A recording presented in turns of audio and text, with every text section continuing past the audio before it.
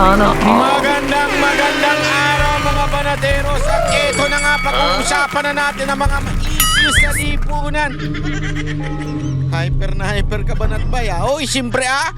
Kasi grabe ho talaga namang totoo yung hinala ng ating mga kababayan na pag inilagay si Remulla diyan sa ombudsman ay iisa-isahin na ang mga kaalyado ni Pangulong Duterte. Grabe ho. Alam mo, matindi talaga. Para tuloy totoo yung sinabi ni Chis Escudero na pag binanggit mo yung pangalang hindi dapat banggitin ay ikaw ay tatamaan ng sumpa. Gago! Di ba? Siyempre, yung mga kaalyado ni Pangulong Duterte, alam naman po natin na sila po ay talagang mga tapat at nagsasabi ng katotohanan pagdating po sa issue dito sa korupsyon sa ating bayan. At siyempre, ang tinatamaan ho dyan, walang iba kung hindi ho to si Marcos at saka si Romualdez. Kaya tuloy nasisira talaga, sinisiraan ho, di ba? Kung maaalala ninyo. Etong si Chis Escudero, binanggit yan si Martin at saka yan si Zaldico. Eto naman si Villanueva. Simula pa lang yan, noong pa lang ng laptop issue na yan ay nasasangkot si Zaldico ay binanggit na niya yan. Flood control, binanggit na rin niya yan. So talaga nga namang todo-todo na paninira. At syempre, magkakaroon po yan ng mga diversion. At tulad na nga nung diversion na yan, ay kay Senator Bongo, di ba? Kitang-kita natin para talaga mawala na kay Martin Romualdez. Pambira, oo.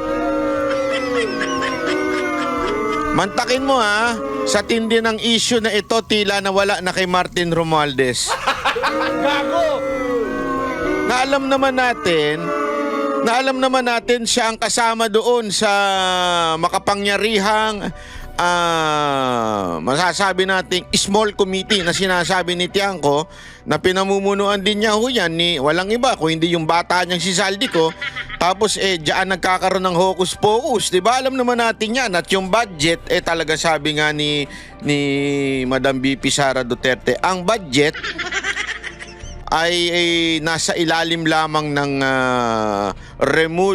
Romualdez Zaldico. So ibig sabihin po talaga nga naman sila lang ang may kagagawa nitong the most ever corrupt budget in the history of in the Philippines. Di ba? So in the history tama of the Philippines. Sama, correct.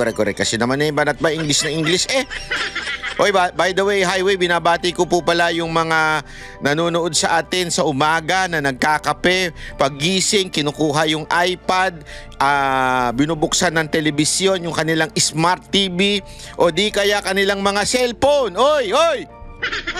Kaya laging lobat yung cellphone nyo pero maganda yan, ha? Ako ang inyong panggising sa umaga, si Banatbay. Para alam mo, maraming ang nagme-message sa atin. Sabi nila, alam mo yung nanay at tatay ko sa umaga, kung dati boses nila ang naririnig ko, ngayon boses mo na, animal ka, Banatbay. Ayaw nyo pang aminin gustong-gusto nyo yung boses ko Namimiss nyo sa umaga pag di nyo naririnig Tama, mali? Kunwari pa kayo nanay tatay ninyo Kayo rin naman nag-e-enjoy sa timbre ng aking bunganga. Ay nako, pambira ka Banatbay. Anong bunganga ba yan? Nako, delicates yan, delicates. Oy, binabati ko Ohayo gozaimasu. Tama ba? Ohayo gozaimasu. Morning ba yun? Konbanwa minasan. Hindi ko na maalala. Naku, matagal na akong hindi nakapunta sa Japan. Last month pa lang. Kailangan ko na atang bumalik ulit dyan sa Japan. Kasi alam mo, ayoko mawala yung Nihongo sa aking sistema. Kaya kailangan natin babalik-balik dyan. Tama ho ba? Oy, binabati ko yung ating kaibigan dyan sa Japan. Napakarami nating kaibigan dyan, lalo na dyan sa Kabukitsu. Ay! Yung kaibigan ko dyan! Kamusta na po kayo? At binabati ko rin siyempre mga kaibigan ni Boss Dada dyan sa Kabukitsu. Marami dyan. Yung mga taga-Africa dyan, kaibigan ni Boss Dada yan Pag si Boss Dada, di na tinatabihan ng mga Kaprikano dyan eh. Okay. Oh, hello, my friend. Upay? Ay, sorry naman. Sorry. Kasi yung mga ano dyan yung mga Aprikano dyan ang lapit ng lapit eh. Oh, anyway, binabati ko po kayo lahat. Ohio. At syempre, binabati natin mga kababayan natin sa Middle East. Hello po sa inyo lahat. At syempre, walang iba dyan sa The Hague.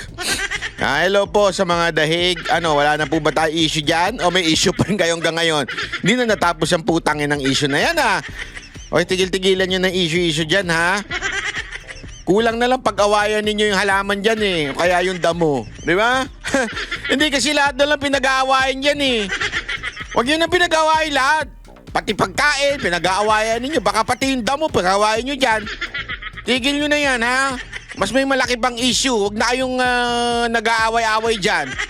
Ang importante, pag pumunta kayo dyan, pinapakita nyo suporta kay Pangulong Duterte. Hindi suporta kung kani-kanino. Tapos mag-aaway-away kayo. Hindi kaya ako, nung nagpunta ako dyan, ayoko nagtatagal Ayoko nakikisali sa chismisan hindi ako bibiro. Binilinan ko na kagad yung kapatid natin sa SMNI dyan Sabi ko kay Anton, oy, power! Anton! Yung mga bata mo dyan, away ng away!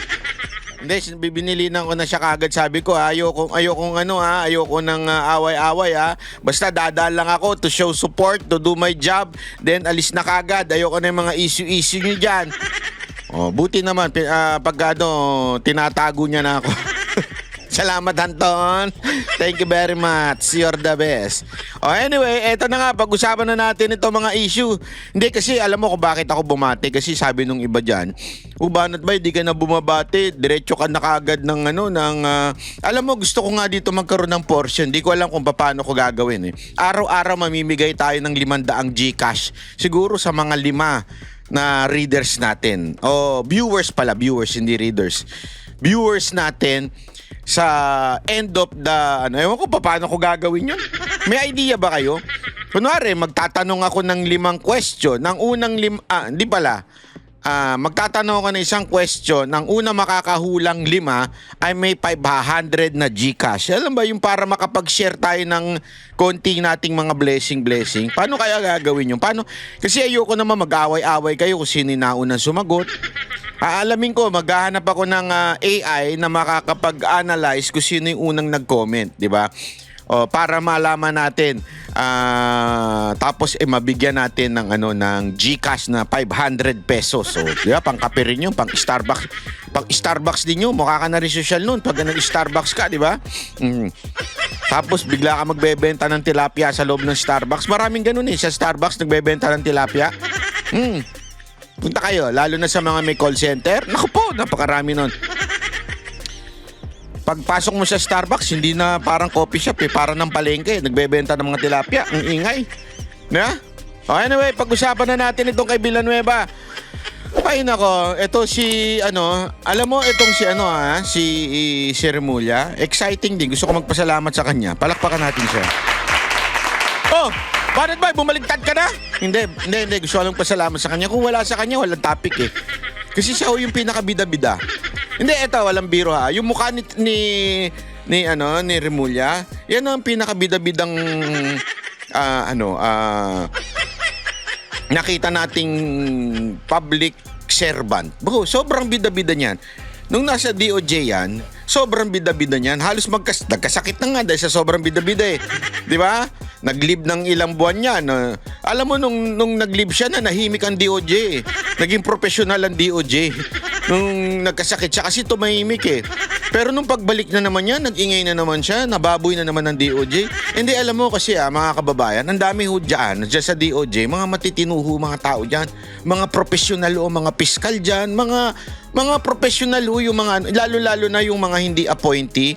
yung bagang mga talagang naandyan na, yung career officer na mga naandyan. Uy, binabati ko pala yung mga piskal na naandyan ha, kasi tuwing nagpupunta po tayo dyan, may mga piskal tayo nakikilala at sinasabi nila, nanonood daw sila. Sabi ko, sana naman wala akong nasabing pangit sa inyo.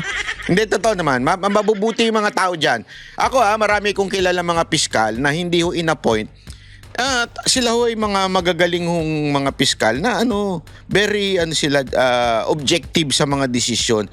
Kaya lang nahahaluan ng politika pagka pinasukan mo ng politiko na appointment. Tulad nito ni Remulla. Nababoy ang DOJ nung nandyan siya eh. Pero ngayon, professional na uhuli ang mga taga-DOJ. Na ho sila uli? Hindi na ho sila kumikiling at sila ho'y nagtatrabaho na lang. Hindi ko alam eh. Isipin ninyo dati nung nandiyan si Remulla, maya't maya ang gulo ng DOJ. Ngayon, matitino na. Sana yung acting pa ba o sekretary na yung taga-DOJ ngayon? Parang acting pata eh. Wag po nyo gagayan si Remulla. Parang awa nyo na. Kasi ngayon, nabubulabog naman yung ombudsman, nagmumukha na naman silang palengke doon. Dahil sa ginagawa ni mantakin mo saka nakakita, ombudsman, araw-araw may press con. Hindi, di ba? Araw-araw na lang nasa harap siya ng media. Ewan ko, hindi ko maintindihan. Mas marami pa atang oras yung pagharap niya sa media kaysa sa pagtatrabaho niya. Alam na alam mong politiko di ba? Alam na alam mong in the future may pinangangalagaan para kumandidato.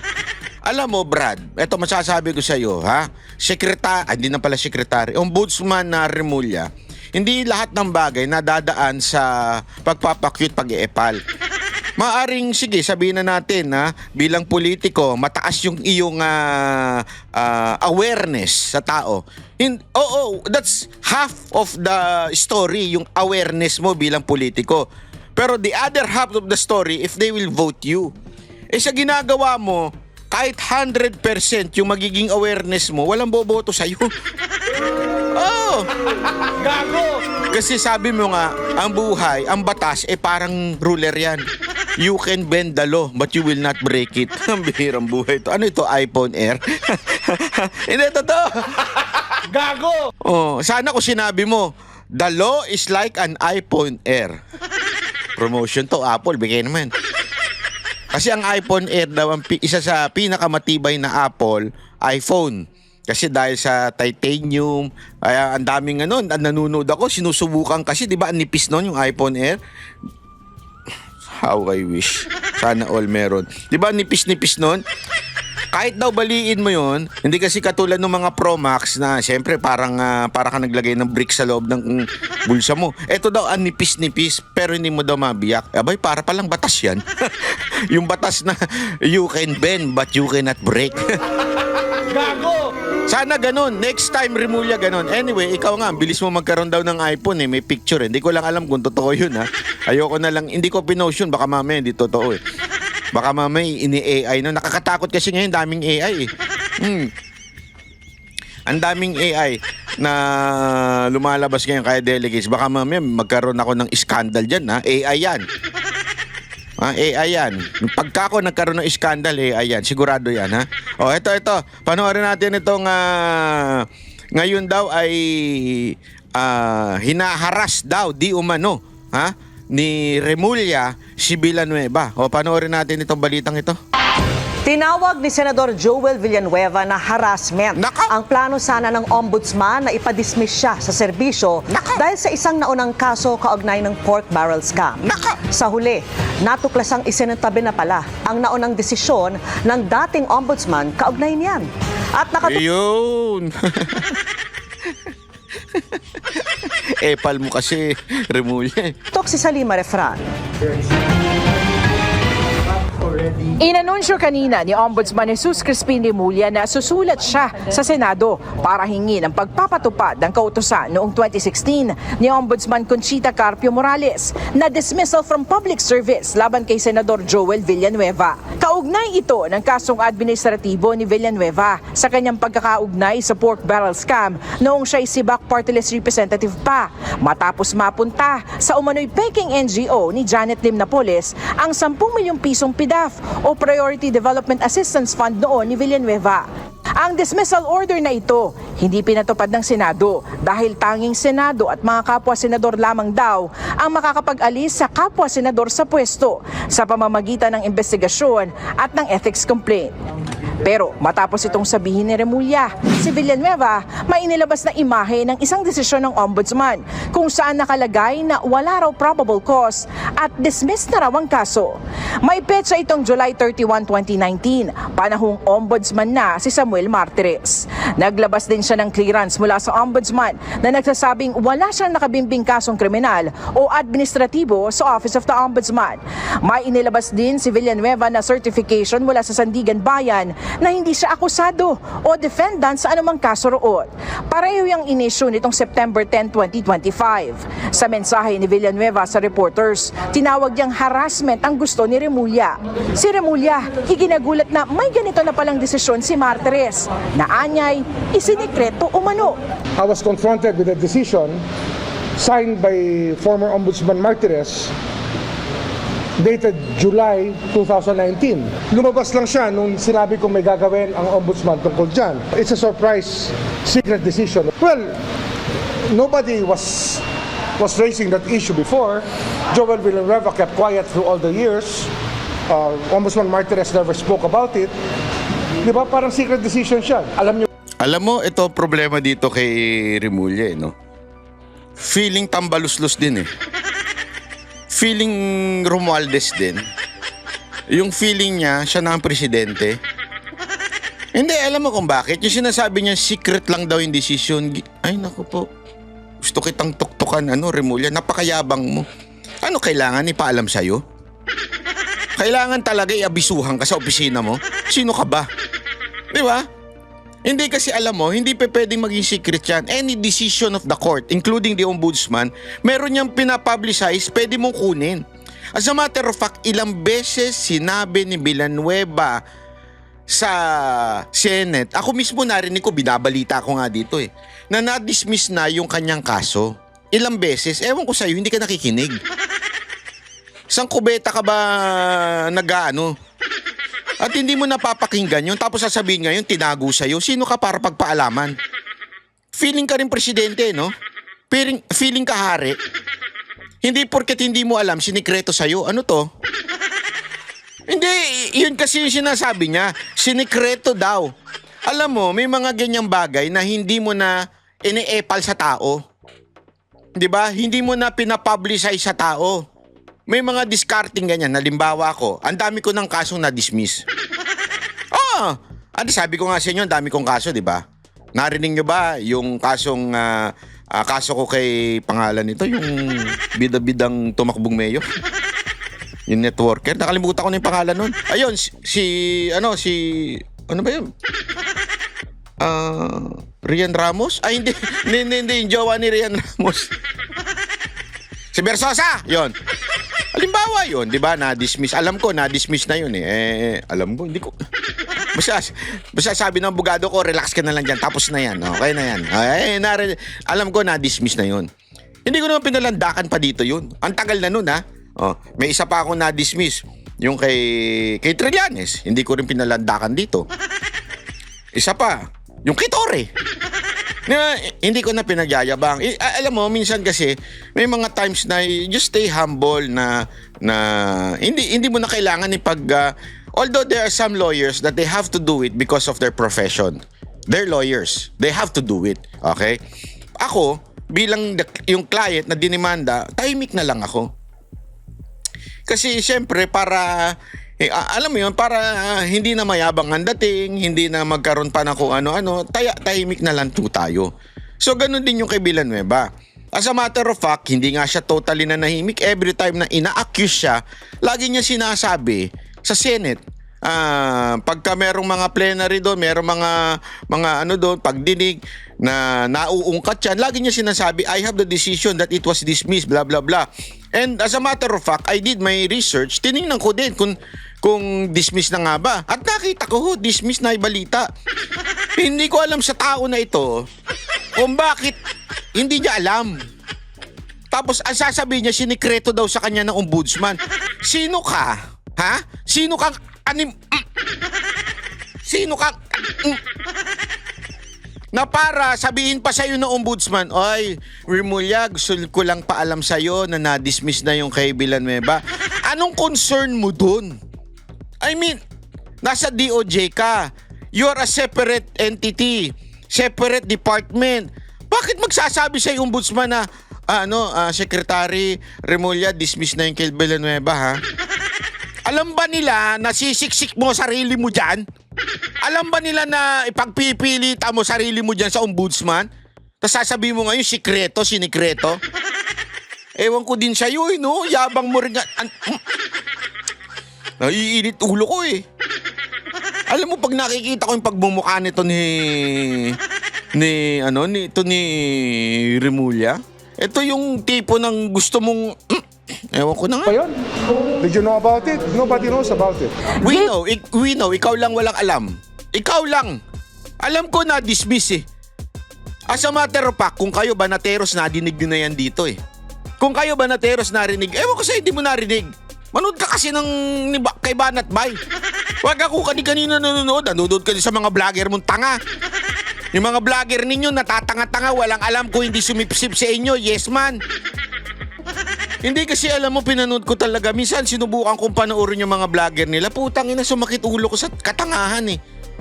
Oo, lalo na yung mga kadiri doon. Ang daming kadiri dyan, eh. Yung itsura nila hindi mo maintindihan kung saan pinulot, eh. Lalo na yung logic nila. Basura. Di ba?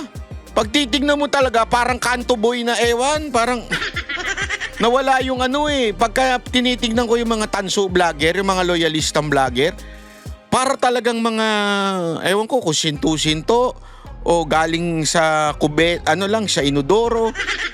Yung bang galing ba sa kanto na dating nag-a-addict sa kanto, tapos tinawag, "Uy, Elika, bumili ka ng dyan, ng cellphone, o ito pera, mag-vlog ka." Ganun. Parang ganun yung mga addict. Oh, yung mga tambay, hindi ko maintindihan. Ni Remulla, hindi harassment ang kanyang ginawa. It's not harassment. It's something that everybody thinks to be still valid, that can turn out to be not valid anymore due to a secret decision. Dapat kasi, hindi naman na-publish yan, hindi yan nilabas. Nobody knew about it. Kahit na sa Senate mismo, hindi nila alam yan. Sa panayam ng Super Radio DZBB, kinumpirma ni Martires na may ganito siyang desisyon.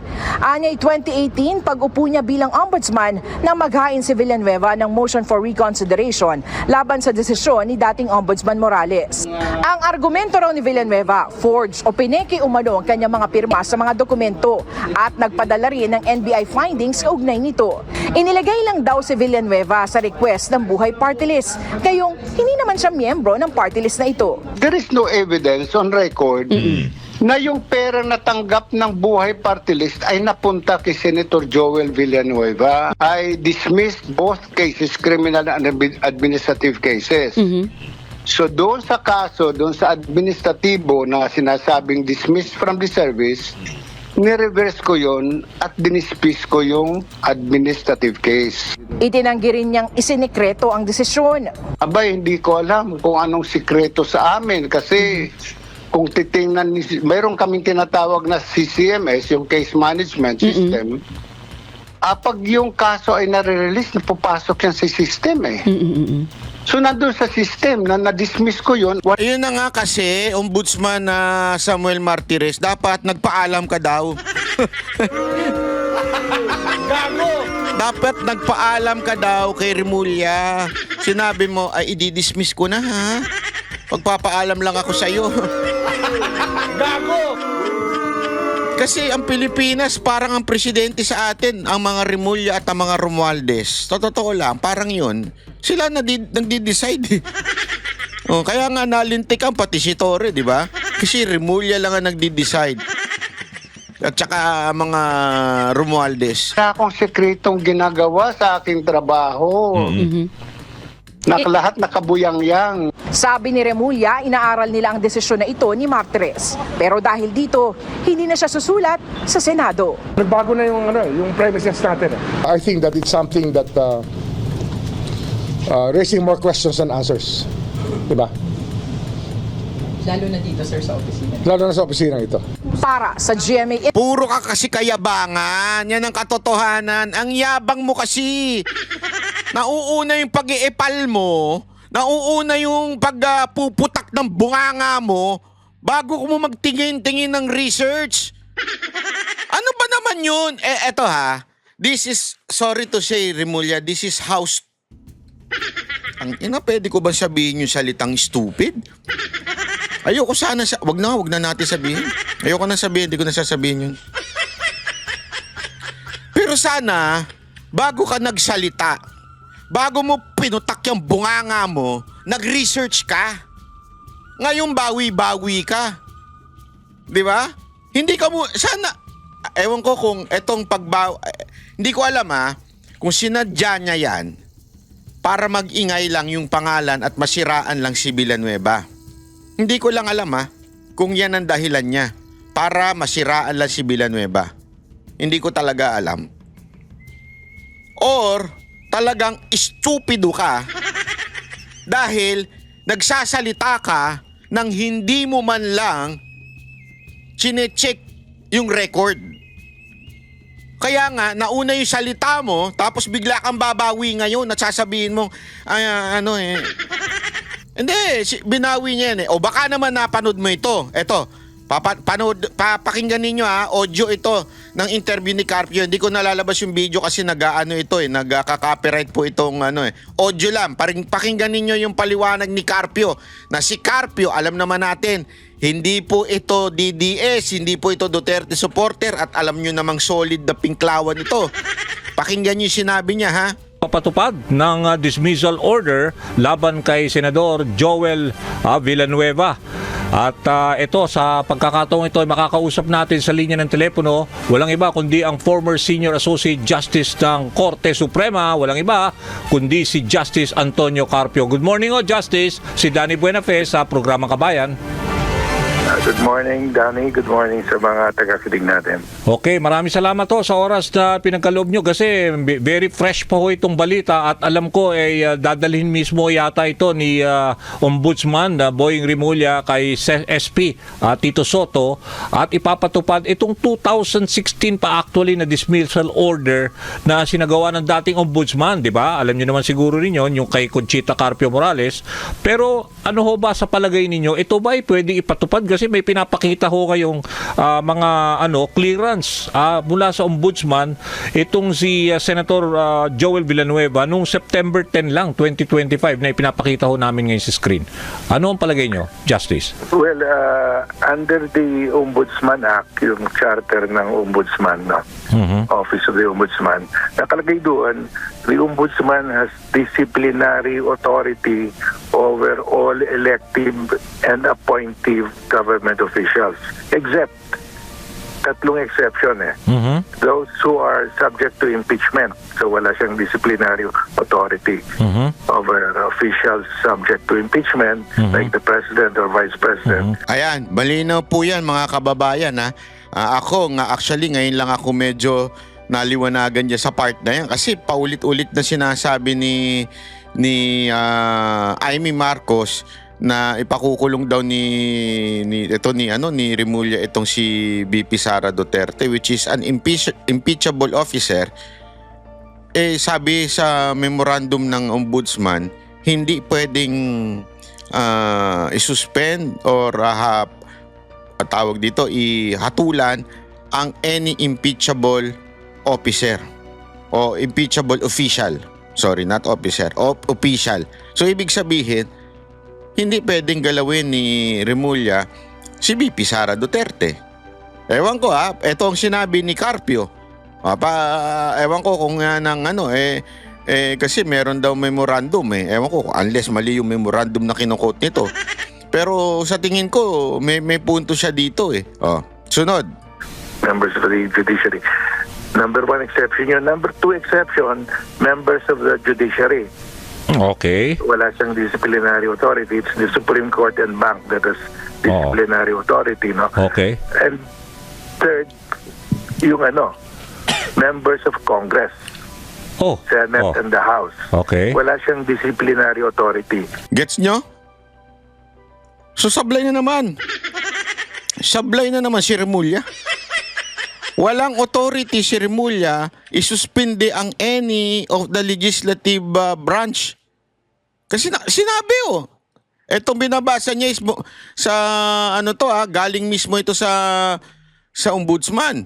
Okay. Pero under the Constitution, the ombudsman can recommend the removal or dismissal or suspension or censure of members of the judiciary or members of the Congress. Okay. Recommendation. Only to recommend. Hindi ibig sabihin susundin. Okay.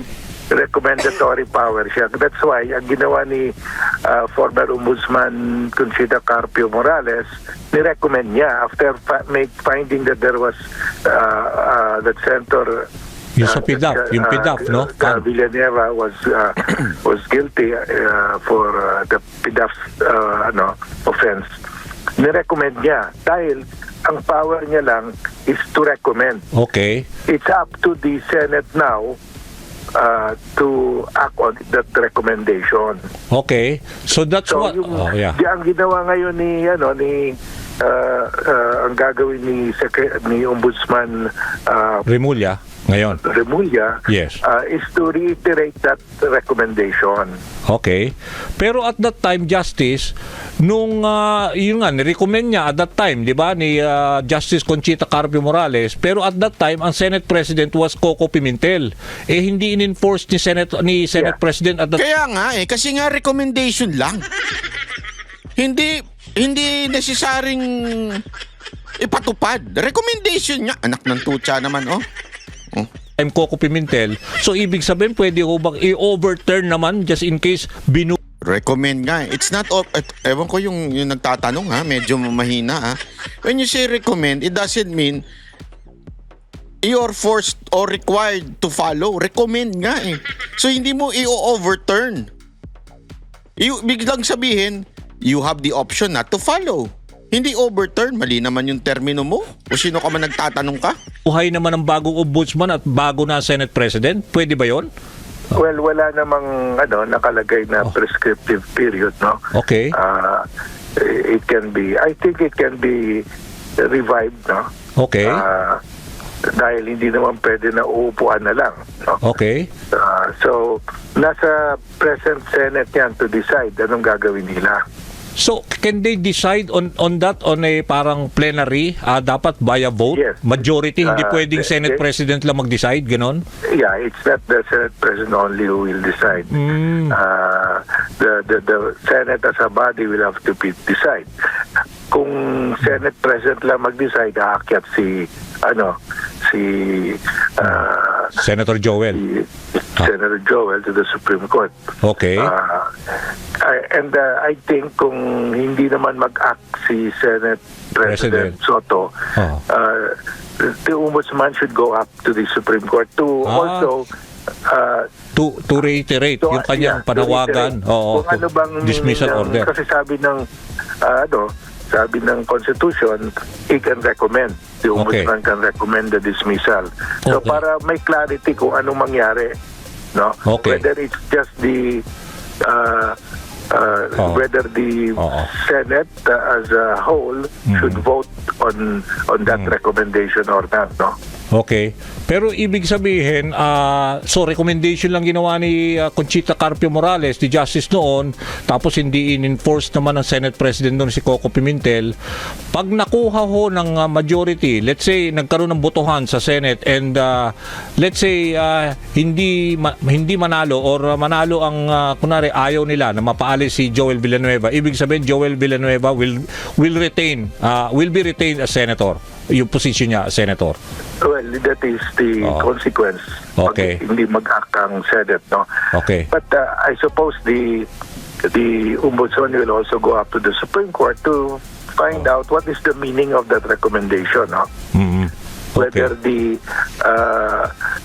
the recommendation should be decided by the Senate President alone or by the entire Senate. So, mabuti that this should be clarified by the Supreme Court. No? Okay. So whatever ang maging resulta, kung hindi man aksyonan ito ng Senado or it fails the required number, pwedeng idiretso rin ng Ombudsman to the Supreme Court. Kung gusto niya igiit itong maalis si Senador Joel. Ganon, pwede. Supreme Yes, Court na ang para ma-clarify. final arbiter on this case. Matagal na itong Kaya nga hanging, Oo. So, para malaman kung anong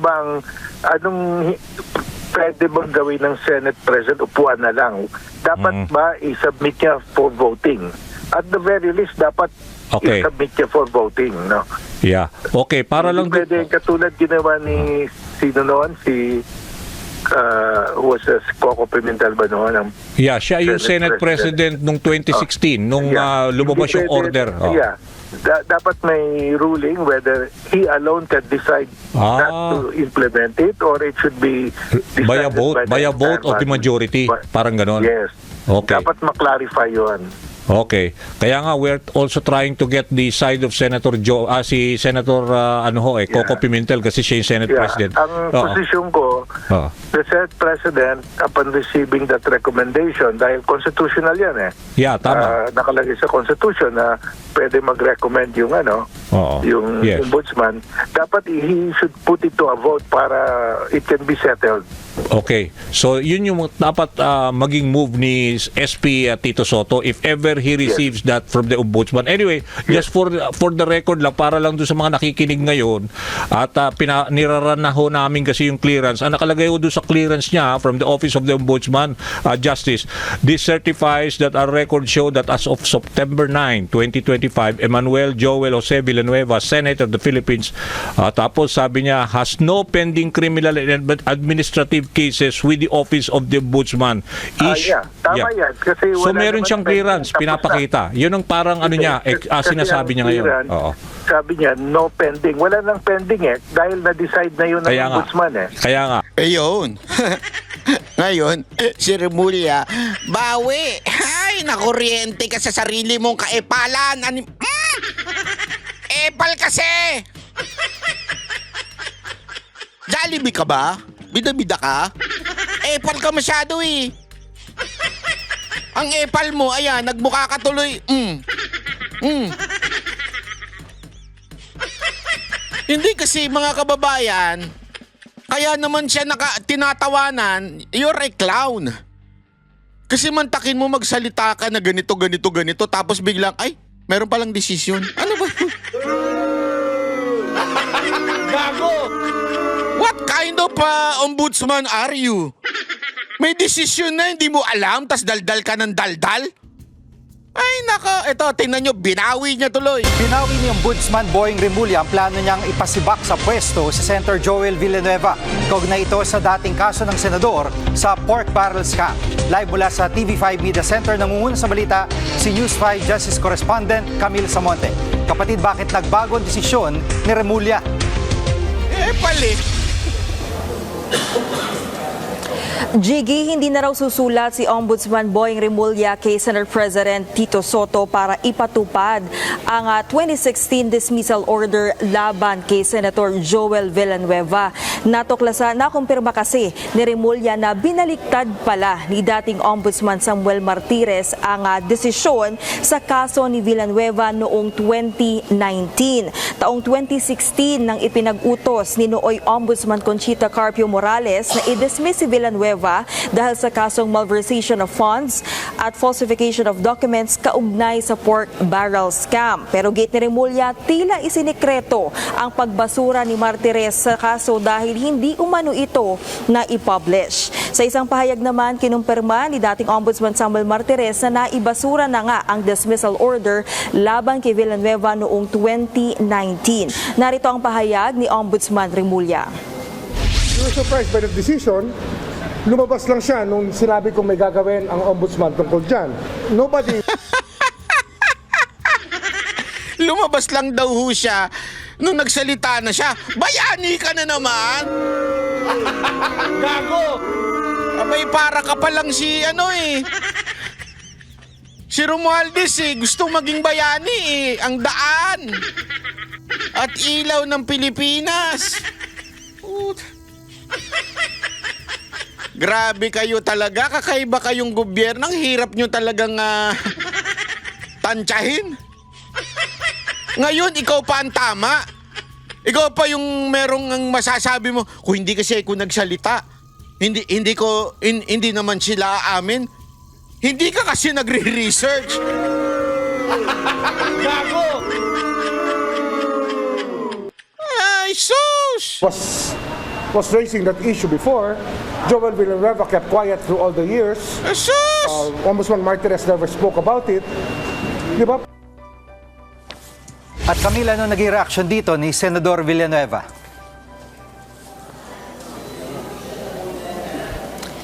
Jiggy, nanindigan si Senator Villanueva na ibinasura na nga ng Ombudsman ang dati niyang kaso na yan. Naglabas pa ng mga resibo si Villanueva, kabilang dyan ang dokumentong nagpapatunay na sa desisyon ng Ombudsman noong July 31, 2019 nakalagay na dismiss ang kanyang kasong malversation of funds and falsification of documents dahil sa kakulangan ng ebidensya. Naka-highlight din na pineke ang kanyang pirma kaugnay ng paratang na maanumang Alam mo, Villanueva, kung ako sa'yo, magpahiring ka dyan. Ipatawag mo itong ano na to.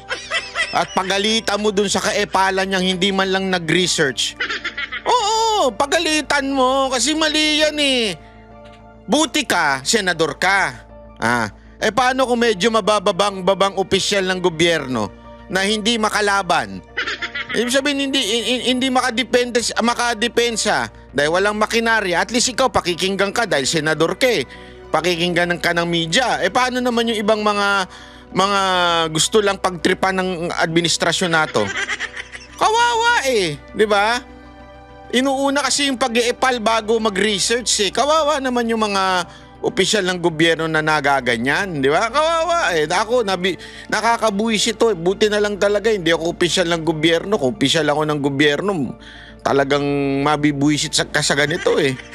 Yung paggastos sa 10 million pesos niyang pork barrel fund noong siya'y party list congressman pa. Naglabas din ng clearance si Villanueva mula sa Sandigan Bayan kung saan nakasaad na wala siya nakabinbin na kasong kriminal at administratibo hanggang noong Setyembre.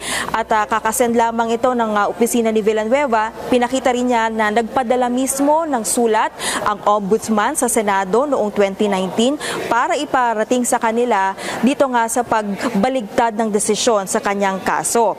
Ayon kay Senator Villanueva, inasahan na nila ang ganitong uri ng harassment. Idedemanda raw niya ang mga nagpapakalat ng maling impormasyon sa kanyang dating kaso. Gate naman ni Remulla, walang ginagawang harassment kay Villanueva. Kabilang din si Villanueva sa mga senador na nadadawit sa flood control scandal. Yan muna ang latest. Balik sa iyo, Jiggy. Yan ang ulat ni Camille Samonte live mula sa TV. Alam mo ko, payo ko lang sa iyo, Remulla. Ang imbestigahan mo yung bakit nasunog yung DPWH. May official bang kasangkot doon? Kasi sabi nila, nababalitaan ko, isang makapangyarihang official daw ang may dahilan nun. Di ko alam kung totoo yun. Pero, yun daw ang sabi eh. Ewan ko. Ikaw na makakaano niya kung imbestigahan mo sana. Kaya lang, huwag ka masyadong lalapit dyan sa nasunog, ha? Kasi maabo-abo dyan. Alam naman natin yung kulay mo medyo ano na, kaya baka... Hindi, kahit ako, ayokong pupunta dyan. Si Boss Dada, hindi ko pa pupuntahin dyan. Dahil ang itim-itim na ni Boss Dada, baka lalong mangitim yun, di makita. Ikaw, huwag ka nang pumunta dyan. Ha? Eto pa. Eto pa ang matindi. Naku po, ano ba yun? Ay, nako. Ito. Kasi alam nyo, mga kababayan, ito namang ICC, tila bumabawi na naman. Doon sa live stream nila, ewan ko nga, sabi ko, ano ba talaga tong bayan natin? Para tayong ginagago na eh. Alam mo yun? Para bagang magsasalita na, ipapa-live stream, ipaganyan-ganyan pa sila, live stream, tapos biglang, all of a sudden, meron na namang changes na mangyayari na kesyo kailangan daw munang ganito, ganyan. Asa na nga ba yung balita na yun? Kasi nakita ko yung kaganina eh. napanood ko na sabi doon para bang aayusin pa daw kung paano ipa-live stream. Ay sabi ko, bakit nagsalita na kaagad yung bossing nyo? Diba? Parang hindi ko maintindihan eh. Yung usong-uso ngayon sa Pilipinas ang bida-bida. Oh, may ganun eh. Uso ngayon yun eh. Yung, wag na kayo magpabida-bida kung bigla naman kayong babawi din. Wag na. Ang nangyayari, bawi kayo ng bawi eh. Parang ganyan kay Romualdez, di ba? Ay, kay Romualdez, mali. Kay Rimulya pala. Sus. Naku, hindi ko makita yun ha. Hindi ko makita yung balita na yun ha. Pero napanood ko yun kaganina eh. Sabi na parang tila bumabawi itong ICI doon sa, saan kaya itong news na to? Dito lang yan eh. Pero ano naman to, legit naman. Hindi naman ako magkikwento sa inyo ng hindi legit eh.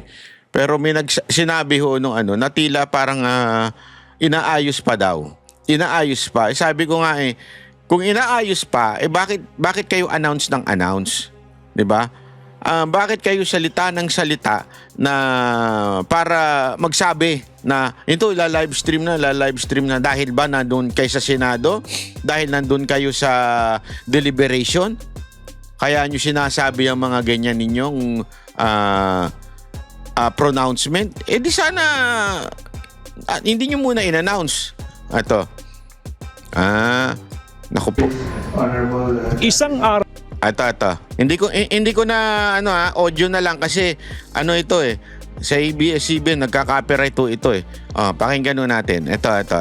Matapos i-anunsyo ni Independent Commission for Infrastructure Chairman Andres Reyes Jr. na ila-live stream ang kanilang pagdinig sa mga maanumalyang proyekto kontra baha sa susunod na linggo, may paglilinaw ang ICI ngayong Huwebes tungkol sa planong live streaming ng mga hearing. Ayan na, may paglilinaw na. Pagkatapos sinabi, lilinawin nyo ngayon. Anak kayo ng weteng talaga. It's a prank. It's a prank. Before we do so, the ICI would need to study and draft the rules of procedure and parameters to allow for live streaming, taking into consideration sensitive information and the constitutional rights of invited resource persons. Dagdag ni Hosaka, wala ring nakaschedule na pagdinig sa susunod na linggo dahil hindi available si Commissioner Rogelio Babe Singson. Hanggang wala pang guidelines ang planong live streaming ng ICI, hindi rin malinaw pa sa ngayon kung papayagan sa loob ng hearing room ang media o sino mang observer.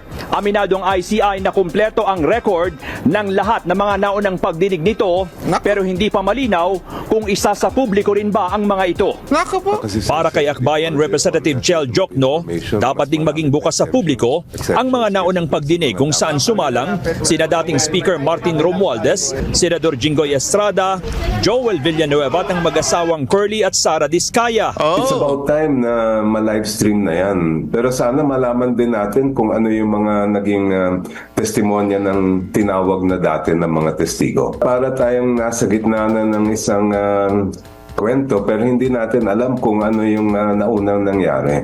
Sabi naman ng Grupong Bayan, baliwala ang live streaming kung hindi rin naman makakasama sa investigasyon ang mga malalaking personalidad na sangkot sa anomalya. Samantala, nilinaw din ng ICI ang pahayag ni Chairman Andres Reyes sa Senado tungkol sa umano'y 1% voucher ng DPWH Testing Office. Sabi ni Hosaka, base lamang ito sa report na isinumite sa kanila ni dating DPWH Assistant District Engineer Bryce Hernandez na maituturing pa rin namang aligasyon at kailangan pang beripikahin ng komisyon.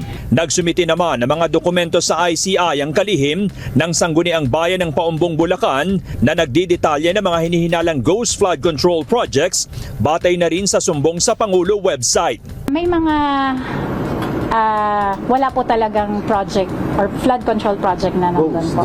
I think it's around 10, 11. Ang meron po kaming report, base po sa aming ginawang report po ay 2022 to 2025 po yung ni-request namin report po and documents po from the District Engineer of Bulacan po.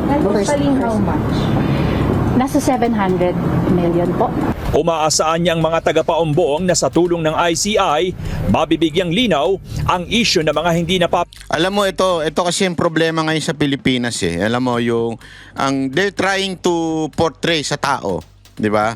Yung para bagang ang concern lang nila yung optics na kunwari inaayos ang issue ng korupsyon. But in reality, wala. Yung sinasabing transparent, hindi naman transparent. Keso ngayon, may palusot na naman. 'Di ba? Ang hinihingi ng taong bayan ay yung mga nakaraan, si Romualdez. Yung kanyang hearing ba ang tawag mo doon o yung pagpunta niya sa ICI. Yan yung mga hinihiling ng tao tapos na lahat. Ano nang gagawin? Nga, wala nang schedule. Ano pa? Tangina, tinatarantado kayo eh. Kayo lang naman natatarantado kasi kaming mga hindi naman nininiwala. Pero kayong mga nagpapaniwala na meron pa rin mangyayari dyan, abay, bahala kayo sa buhay nyo. Pero kami, wala na. Ay, basta, hanggang hindi nila maging independent, ibig sabihin, ewan ko, nakakabuisit sa totoo lang. Kasi bakit?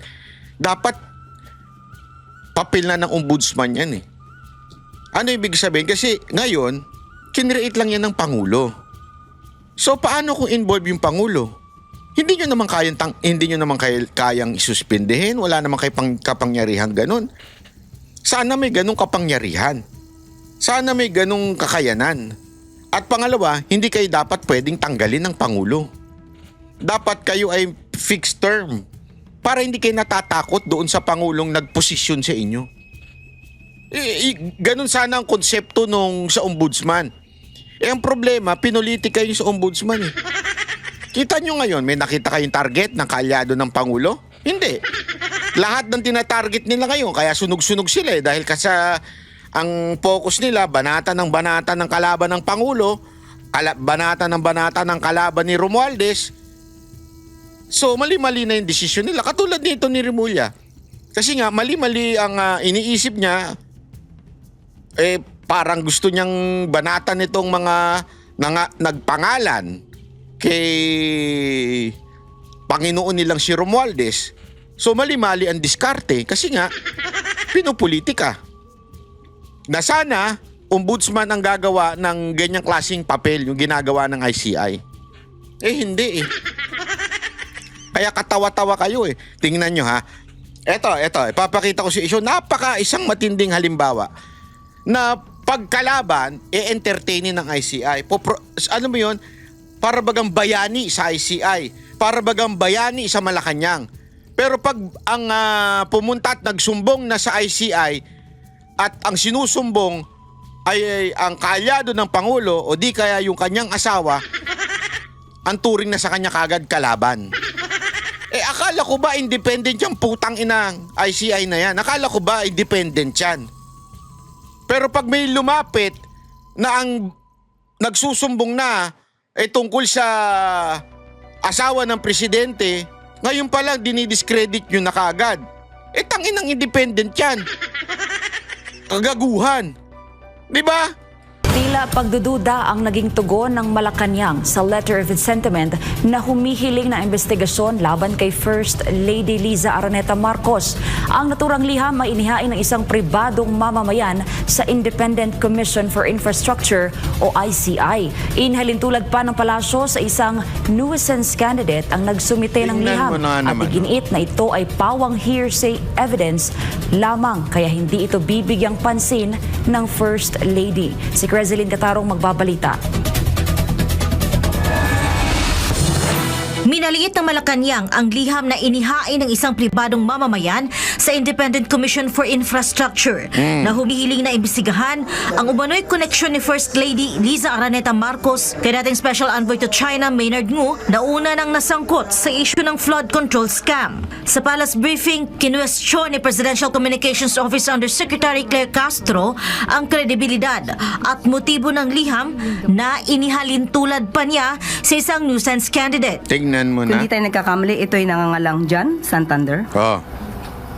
Para siyang isang nuisance candidate na parang binigyan ng pera para bumili ng suka at isinabay ang pagbibigay ng letter of sentiment. Tingnan mo na kagaguhan din itong statement na ganito, di ba? I mean, even if sabihin na natin, nuisance yan, si Raul yan, kung sino man yan, walang kwenta yan, walang silbi yan, na tao. Kung independent ang isang body, ang isang organisasyon o isang departamento o isang ahensya ng gobyerno, dapat open siya kung ano mang isagmit sa kanya. Hindi nyo kagad tini-turn down. Wala pang isang araw, 2 araw, wala pa isang linggo bago nyo inimbestigahan, tinurn down nyo na. Sana man lang sinabi nyo, pag-aaralan natin ang sinumite ng mga ebidensya at pagka nalaman natin na ito'y merong katotohanan, i-follow up natin ito. Pero kung ito'y pawang pamumulitika lamang, we will dismiss this. Ganun sana Ay, ako na lang kaya maging spokesperson ni Marcos. Siguro 1 million kada araw. Pwede, payag na ako. Baba na 30 million lang kada. Mahirap. Dapat 1 billion. Laki na nanakaw. Laki ng budget ng Pilipinas eh. Hindi, di ba?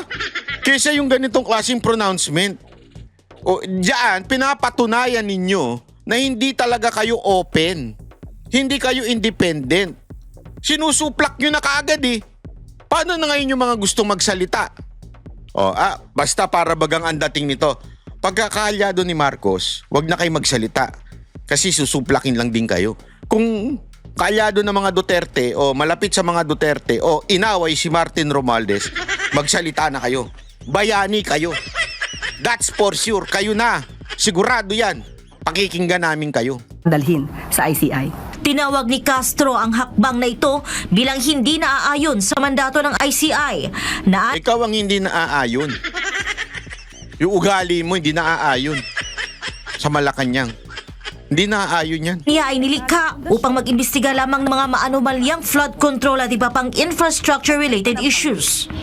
Kung inyo makakahalubilo muli ang isang John Santander, maaari po ba niyong itanong sa kanya kung alam ba niya ang mandato ng ICI? Alam naman natin ang mandato ng ICI ay mag-imbestiga ng mga maanumalyang flood control projects at mga infrastructure. Sa pagsusuri umano ng Malacanang sa nilalaman ng liham at mga kalakip nito, iginiit ni Castro na wala rong malinaw na aligasyon patungkol sa... Eto sabi niya infrastructure. Meron issue dyan tungkol sa infrastructure eh. Yan sa sinumiti na yan eh. Alam mo yun, ang kalokohan talaga eh. Tapos keso ngayon daw sinasabi na pinag-aralan na. Ilang araw pa lang, 2 araw. Ang bilis nyo Ang bilis nyo pagkakakampi ninyo, ang bilis ninyong pag-aralan Anomalyang flood control projects na nag-uugnay sa unang ginang. Mismo, ang mga attachments ay walang nag-uugnay at walang naipakitang anumang ebidensya na magsasabing merong anomalyang flood control projects na pinasok ang unang ginang.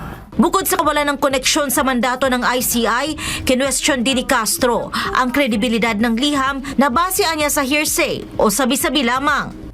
Alam po ba niya kung sino ang source ng kanyang mga sinasabi? Pangatlong tanong, siya po ba'y may personal knowledge sa kanyang mga sinasabi? Dahil kung walang personal knowledge, ito ay magsisilbing hearsay evidence. Giit ng opisyal, tila isang fishing expedition lamang ang pagsusumite ng liham upang siraan ang unang ginang.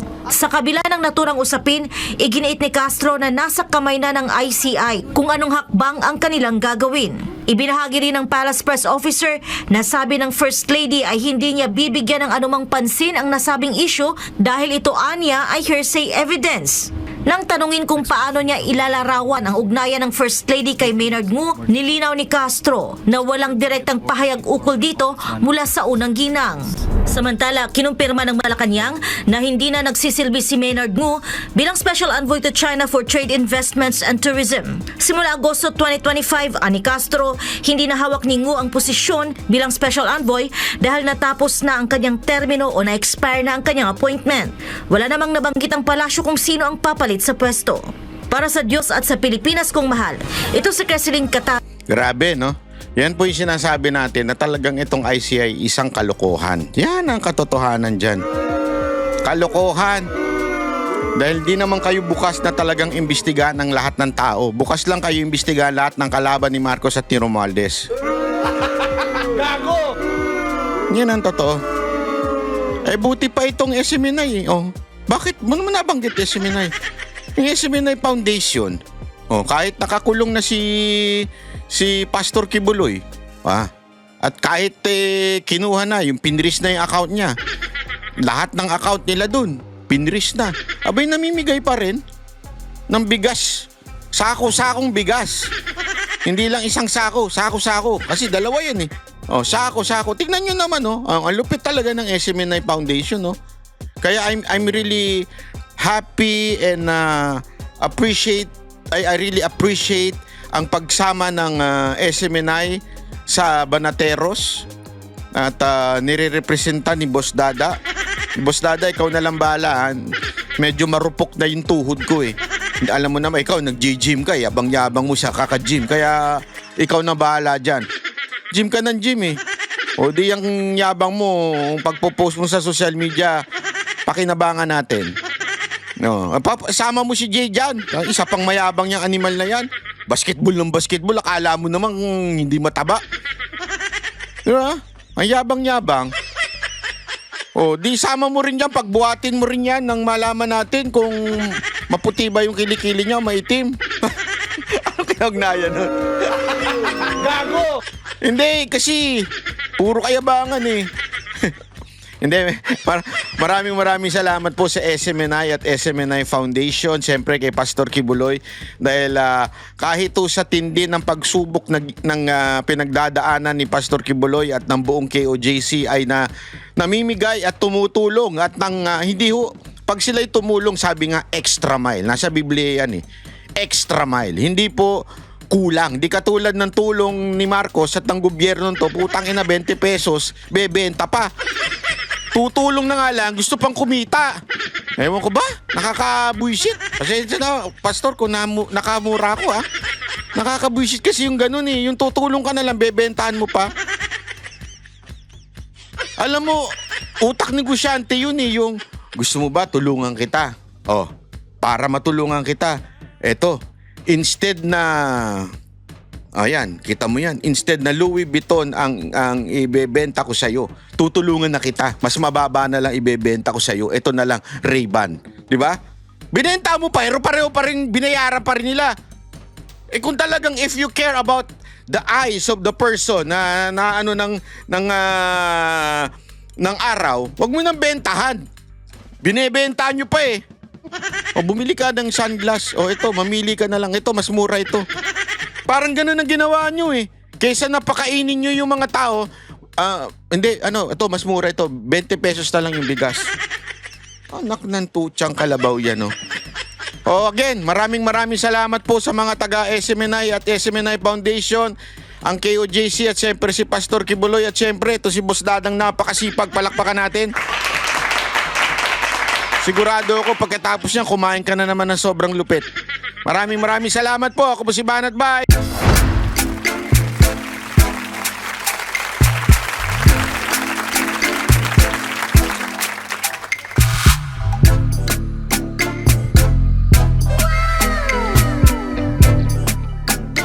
The next performance will start momentarily.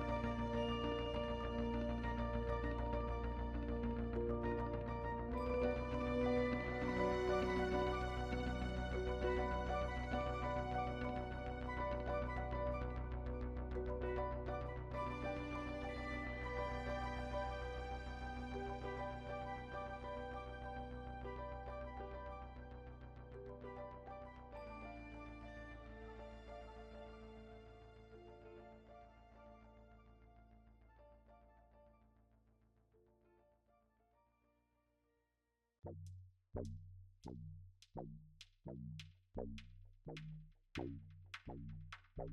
you.